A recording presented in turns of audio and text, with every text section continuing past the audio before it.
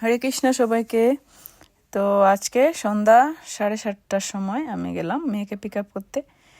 তো এই যে দেখো ট্রেনটা এসে গেছে,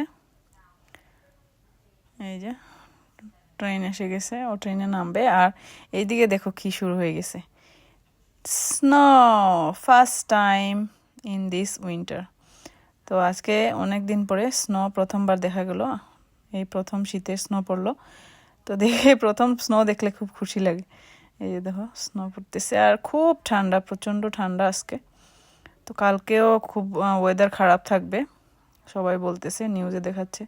তো এই যে দেখো কীরমভাবে স্নো পড়তেছে, খুব স্পিডে পড়তেছিল স্নোগুলো। তো আমরা একটু সময় স্নো এনজয় করলাম।